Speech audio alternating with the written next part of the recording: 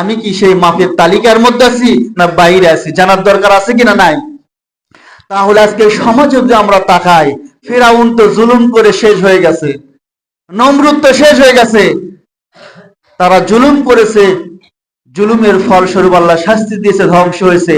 কিন্তু আজ তো ফিরাউন নাই, কিন্তু আমি আপনি সমাজ আছি, এই সমাজে জুলুম আছে না শেষ হয়ে গেছে? জুলুম অহরহ চলতেছে। এই জুলুমটা কি? জুলুম হলো অন্যায় ভাবে কারো হক নষ্ট করা। কি?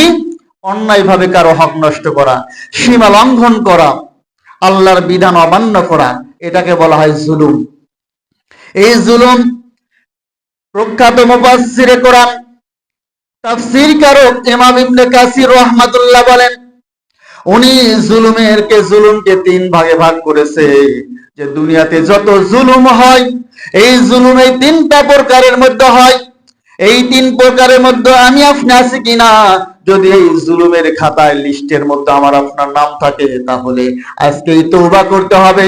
আর আল্লাহ তাআলা জুলুমকারী যে শাস্তির কথা ঘোষণা করেছে, আল্লাহর কাছে তওবা করতে হবে। আল্লাহ, জুলুমকে আমি তো জানতাম না, আমার জীবনে অনেক জুলুম হয়ে গেছে, এই রমজান মাসে আমি তওবা করতেছি, আর জুলুম করব না, আমি আপনার গোলাম হয়ে গেলাম। আল্লাহুম্মা আমিন। রাজি আছি ইনশাআল্লাহ? ইমাম কাসির রাহমাতুল্লাহ বলেন, জুলুম হলো তিন প্রকার। এক নাম্বার জুলুম হলো আল্লাহর হকের ক্ষেত্রে জুলুম, মানে আল্লাহর সাথে বান্দার জুলুম, বান্দা আল্লাহর উপর জুলুম করে। নাউজুবিল্লাহ, কত বড় সাহস! বান্দার আর আল্লাহ জুলুম করা কি হয় কখনো? আল্লাহ হলো বান্দার সৃষ্টিকর্তা, বান্দা হলো আল্লাহর গোলাম, এই বান্দা আল্লাহর সাথে জুলুম করে। নাউজুবিল্লাহ, তাহলে কত বড় পাপ! দৃষ্টান্ত পরে আসতেছে। তাহলে এক নাম্বার জুলুম হলো আল্লাহর হকের ক্ষেত্রে জুলুম, যেটা বান্দা করে থাকে। তার মধ্যে একটা উদাহরণ দিয়ে শিরক করা। আল্লাহ বলছে আমার সাথে শরীক করো না, এই বান্দা কি করে আল্লাহর সাথে শরীক করে, এটা হলো এক নাম্বার জুলুম। দুই নাম্বার হলো বান্দার হকের ক্ষেত্রে জুলুম। আমি আপনি দুনিয়াতে চলাফেরা করতেছি, এই সমাজে অবস্থান করতেছি, একজন ব্যক্তির অনেক সম্পদ, পাশে বসবাস করে একজন ব্যক্তি, তার সম্পদ কম, ঠিক কিনা? একজন ব্যক্তির অনেক ক্ষমতা, পাশেই দুর্বল ব্যক্তি বসবাস করে সমাজে। অতএব বান্দার ক্ষেত্রে বান্দার জুলুম। তিন নাম্বার হলো নিজের নফসের উপর জুলুম। তাহলে আমি যেটা দেখলাম গতকাল আলোচনা করে মোতালা করে, দুনিয়ায় যত মানুষ আছে আমরা সবাই জালেম। আমার সাথে একমত? শুনতে খারাপ লাগতেছে, কিন্তু না, খারাপ ভাবে নেওয়া যাবে না, যে এগুলো আলোচনা শুনে আমার আপনাকে শুদ্ধ করতে হবে, ঠিক কিনা? তাহলে নিজের নফসের উপর জুলুম, এই দিক থেকে দুনিয়ার সব মানুষই কি জালেম? কারণ এমন কোন মানুষ আছে কেউ কি বলতে পারবে আমি নিজের উপর জুলুম করি নাই? নিজের উপর জুলুম কি?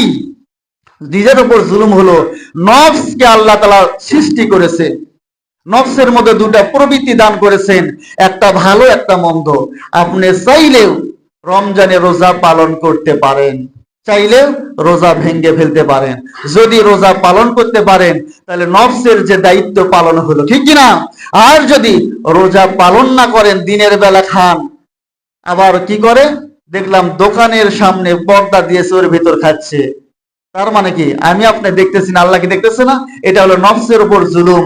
আল্লাহ বললো বান্দা 5 ওয়াক্ত সালাত আদায় করো, এটা তোমার নফসের খোরাক, কিন্তু আমরা সালাত আদায় করতেছি না, নফসের উপর জুলুম করতেছি। নফসের উপর জুলুম প্রত্যেক বান্দার হবেই। কারণ আমরা যদি দেখি আমার আপনার আদি পিতা সাইয়্যিদিনা আদম আলাইহিস সালাম জান্নাতে বসবাস করতেছে, ওই জান্নাতে বসবাস অবস্থায় নিজের উপর জুলুম করেছে, ঠিক কিনা? আমাদের আদি পিতা সাইয়্যিদিনা আদম আলাইহিস সালাম নিজেই নিজের উপর জুলুম করেছে। তিনি আল্লাহর দরবারে দোয়া করলেন, রব্বানা যালামনা আনফুসানা ওয়া ইল্লাম তাগফির লানা ওয়া তারহামনা লানাকুনান্না মিনাল খাসিরিন। আল্লাহু আকবার। আল্লাহ তাআলা এই আদম আলাইহিস সালামের দোয়া, জুলুমের জন্য যে দোয়া করেছে আল্লাহর দরবারে, এই দোয়াকে পছন্দ করলেন। আমার আপনার নফসের উপর জুলুম হবে, এই জুলুম অবস্থায় যাতে আমি জুলুমের জন্য আল্লাহর কাছে ক্ষমা চাইতে পারি, সাইয়্যিদিনা আদম আলাইহিস সালামের দোয়াটাকে কপি করে আমার আপনার কোরআনের মধ্যে দান করেছেন। সুবহানাল্লাহ। আমি আপনি প্রত্যেক নামাজে দোয়া করি, রব্বানা যালামনা আনফুসানা ওয়া ইল্লাম তাগফির লানা ওয়া তারহামনা লানাকুনান্না মিনাল খাসিরিন। দুঃখের বিষয় আমরা দোয়া করি কিন্তু অর্থ জানি না। একটা জিনিস জেনে আমল করার যে মজা আর না জেনে যে মজা, এটা বোঝা যাবে না, তাই না? এর অর্থ কি হলো? হে আমার প্রতিপালক, আমি কি করেছি? আমার নফসের উপর জুলুম করেছি, অধিক জুলুম করেছি। কেন? আদম আলাইহিস সালাম আল্লাহ বললেন, হে আমার বান্দা, ওই গাছের নিকট যায়ও না। কে বলছে? আল্লাহ বলছে। কিন্তু আদম আলাইহিস সালাম কি গাছের নিকটবর্তী হয়েছে, ফল ভক্ষণ করেছে। তাহলে কি জুলুম হয়ে গেল? আল্লাহ জুলুম করলে কখনো বদরাজ করেন না। আল্লাহ তাআলা সঙ্গে সঙ্গে তার মধ্যে রহমত কি করে নিলেন? টান দিয়ে নিলেন। তখন আদম আলাইহিস সালাম বুঝতে পারল, আল্লাহ আমি তো জুলুম করেছি। অতএব বিষয় হলো, ওই পাপী আল্লাহর কাছে সবচেয়ে প্রিয়। সুবহানাল্লাহ বলেন। আবার বলে পাপ করা পাপী আবার প্রিয় হয়? হ্যাঁ, আল্লাহর কাছে ওই পাপী, ওই গুনাহগার প্রিয়, যে গুনাহগার গুনাহ করে, জুলুম করে, বুঝতে পারার সঙ্গে সঙ্গে আল্লাহর কাছে তওবা করে। সুবহানাল্লাহ। আল্লাহ রাসূল বলে এই গুনাহগার, এই পাপী, এই জালেমটা আল্লাহর কাছে প্রিয়। সুবহানাল্লাহ। তাহলে আপনি জালেম হলেও প্রিয় হওয়ার সুযোগ আছে, ঠিক কি না? আর নিকৃষ্ট হলো সে জুলুম করে, অন্যায় করে, বলা হয় তুমি তো অন্যায় করতেছো, ও স্বীকার দেয় না। কিসের অন্যায়? এটাই সঠিক। নাউজুবিল্লাহ। এ হলো সবচেয়ে নিকৃষ্ট লোক।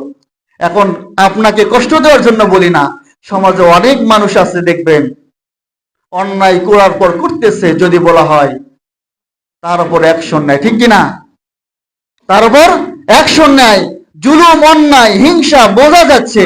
আপনি শোধরানোর জন্য বলতেছেন ভাই এটা ঠিক না, ও ঠিক না, ও আপনার উপর আরো চড়াও হবে। নাউজুবিল্লাহ, বোঝা তৌফিক দান করুক। সেই জন্য তাহলে নফসের উপর জুলুম করা মানে কি? এটাও এক প্রকার জুলুম। তাহলে দেখা যাচ্ছে আমরা সবাই কি জালেম? আমরা সবাই জুলুমকারী। এক নাম্বার, নিজের উপর নিজেই জুলুম করতেছি। কথা হলো, আপনাকে যদি একটা ধারালো চাকু দেওয়া হয়, যদি বলা হয় আপনার নিজের হাত নিজেই কাটেন, কোন সুস্থ মানুষই কাটবে? বলেন, কাটবে? কিন্তু আমরা তাহলে কেমন? আমরা নিজেরা নিজেদের নফসের উপর তার চাইতে বড়। মানে একটা জুলুম করা মানে কি? একটা আল্লাহর হক ছেড়ে দেওয়া। নামাজ না পড়া মানে আল্লাহর বিধান ছেড়ে দিলেন। আপনার নফসের উপর একটা কি, ধরেন হাতুড়ি একটা আঘাত পড়ে গেল, নফস ভেঙ্গে চুরমার হয়ে গেল। ফজর ছেড়ে দিছেন, জহুরে ছেড়ে দিলেন, আরেকটা আঘাত পড়লো। আসরও ছেড়ে দিয়ে আরেকটা আঘাত পড়লো। এবার 5 ওয়াক্ত সালাত ছেড়ে দিলেন। আপনার নফসের উপর শুধু কি আঘাত করতেছে, নফস ভেঙ্গে চুরমার হয়ে যাচ্ছে। এই মানুষ যখন এইভাবে চলতে থাকবে, রমজান মাসে আসলো, রমজানের রোজাও পালন করতেছে না, এর নফসটা একবারে ভেঙ্গে চুরে চৌচি নষ্ট হয়ে যায়, পচে নষ্ট হয়ে যায়। এই মানুষটাকে নামাজ ভালো লাগবে না, রোজা আসলে বিপদ মনে হয়ে যায়। রোজা এসে চাইতে একটা মাস কিভাবে আমরা থাকবো? এই ব্যবসায়ীকে রোজা ভালো লাগবে না। আমি প্রথমে জিজ্ঞেস করলাম রমজান মাস পেয়েছি, খুশি না বেজার? আপনারা বলেন আপনারা খুশি, কিন্তু বাংলার অনেক মুসলমান রোজা আসার ফলে তারা বেজার, ঠিক কিনা? অনেক ডাক্তার আছে, রোগী আসে না, কারণ রমজান মাসে বান্দার প্রেসক্রিপশনের দায়িত্ব কে নিয়েছে? আল্লাহ হাতে নিয়েছে। আল্লাহ যদি বান্দার দায়িত্ব নিয়ে নেয় যে বান্দা তুমি তো অসুস্থ, 11টি মাস তুমি চলতে পারো না, পেটের সমস্যা, হাড়ের সমস্যা, এটা সমস্যা, অতএব আমি তোমার চিকিৎসার দায়িত্ব 1 মাস নিয়ে নিলাম। সুবহানাল্লাহ। দেখবেন অন্যান্য মাসে চাইতে রমজান মাসে রোগী কম। সুবহানাল্লাহ। অনেক ডাক্তারের মন খারাপ, ঠিক কিনা? অনেক ব্যবসায়ী দিনের বেলায় ব্যবসা বন্ধ থাকে। এই ব্যবসায়ী যদি নামাজি হয় সে খুশি হবে, আর যদি ইসলামের হুকুমত না পালন করে এই ব্যবসায়ীর বড় মন খারাপ, ঠিক কিনা? যে রমজান মাস আমার ব্যবসা হবে না, ঠিক কিনা? আবার অনেকে সিন্ডিকেট করেই রাখছে যে রমজান মাসে আমি আরো ডবল ইনভেস্ট করব, দ্বিগুণ লাভ করব। নাউজুবিল্লাহ। রমজান মাস ছাড় দেওয়ার মাস, ঠিক কিনা? আল্লাহ তাআলা বললেন আমি যে রহমত করি রমজান মাসে আরো বেশি রহম করবো। সুবহানাল্লাহ। আমি বান্দাকে ক্ষমা করে রমজান মাসে বেশি করে ক্ষমা করবো। সুবহানাল্লাহ। আমি বান্দাকে নাজাত দেই, মুক্তি দেই, রমজান মাসে বেশি করে মুক্তি দেবো। সুবহানাল্লাহ। আর আমরা কি করি? রমজান মাসে বেশি করে বাটপারি করবো। নাউজুবিল্লাহ। মনে কষ্ট নেন না। গতকালের একটা ঘটনা বলি। আমার ইউনিয়ন পরিষদে আমি নিজে গেছি, 2 দিন পাঠাইছি, বাড়ি থেকে কাজ হয় না, শুধু ঘুরাই, 2টা কাগজ লাগবে, হিসাব দিছে 6000। বাস্তব কথা, গতকালের ঘটনা, আমি নিজে, অন্য কারো কথা বলতেছি না। খাজনা পরিষদের রসিদ লাগবে, বলছে 6000। আমি নিজে গেলাম, কি খবর? বলছে অনলাইন করছি। কত দিতে হবে? 4500। আমি কম করা যায়? কয় না, কম করা যাবে না। আমি টাকা তো নিয়ে আসিনি, বিকাশ থেকে পেমেন্ট করতে হবে। ঠিক আছে, অনলাইন নাম্বার দেন। আমি শহরে আসলাম, আসার পর অনলাইনে পেমেন্ট করার সময় আমাকে বলতেছে না অনলাইন কত, ওনারা নিজেরাই করে দেবে। 4,500 টাকা নেবে। আল্লাহর দুই বান্দা ইউনিয়ন পরিষদে বসে আছে ভূমি অফিসে। আমি এসে বগুড়ায় অনলাইন পিন নাম্বার নিয়ে এসে পরিশোধ করলাম 3511 টাকা। 3511 টাকা। 89 টাকা দিলাম কম্পিউটার দোকানে, ভাই 3600 টাকা দেন। দিলাম আলহামদুলিল্লাহ। ও চাইছে 4,500 টাকা। দুইজনই মুসলমান, গতকাল পয়লা রোজা ছিল, এই কাজের জন্য গ্রামে গেছিলাম। তাহলে 1000 টাকা কি করছে, দুইজন মেরে খাবে। ও কি ইউনিয়ন পরিষদে কি দায়িত্ব আছে চাকরির জন্য? স্মার্ট সেবা কেন্দ্র, জনগণের যা সমস্যা দূর করায়, স্যান্ডেল ছাড়াই আসবে, বগুড়া যাওয়ার সময় নাই। কিন্তু এই মানুষগুলো কি করতেছে, মানুষকে ঘুরাচ্ছে। নাউজুবিল্লাহ। এই যে মিথ্যা, এটাও একটা জুলুম। জুলুম নিজের ওপর মিথ্যা দিয়ে করলো, আমার ওপর জুলুম করলো। আমি মসজিদের ইমাম হই আর যত বড় আলিম হই, আমার কাছে যদি বান্দা দোয়া চায়, আমি কি দোয়া করে দেবো বলেন? আমি মুখে দোয়া করলে অন্তর থেকে দোয়া আসবে না। আমি দোয়া করব, আল্লাহ আমার ওপর যে জুলুম করেছে, 1000 নিচে, আরো 1500 দিব, 2 টাকা কাগজের জন্য নিচে, যদি ন্যায় ভাবে হয়, এর যাজা তাকে দেওয়ার, যে অন্যায় হয় এই টাকা ও খাবে, ওর পরিবার খাবে, ওর যে যে ওয়ারিশ এই টাকা ভক্ষণ করবে, সবার উপর আপনার গজব নাজিল করেন। শুনতে কষ্ট লাগলো, এটাই বাস্তবতা। আপনার থেকে অন্যায় ভাবে টাকা নেবে, আপনি কি দোয়া করবেন? দোয়া আসবে না। তাহলে এই জুলুম করতেছেন, ক্ষতি টাকার। প্রত্যেকটা সেক্টরে আমরা মাজলুম। বিশ্ব নবী সাল্লাল্লাহু আলাইহি সাল্লাম বললেন, হে আমার উম্মতেরা, তোমরা মাজলুম হও কিন্তু জালিম হয়ো না।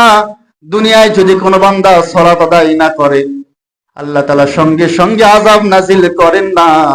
দুনিয়ায় যদি কোনো বান্দা রোজা না রাখে, সঙ্গে সঙ্গে আযাব দেন না। আমি রোজা রেখেছি, অনেক ভাই রোজা রাখেন, পাশেই করছে, আল্লাহ গজব নাজিল করতে পারেন তো, কিন্তু করেন না। এগুলো শাস্তি রেখে দেয়। কিন্তু জুলুমের জন্য আল্লাহ তাআলা দুনিয়ায় নগদ শাস্তি রেখেছে। অন্য কোন আমল গুনাহ করলে নগদ শাস্তি নাই, কিন্তু জালেম যদি জুলুম করে, এই জালেমের উপর নগদ শাস্তি আল্লাহ তাআলা দুনিয়ায় নাজিল করেন। আল্লাহ তাআলা বলেন,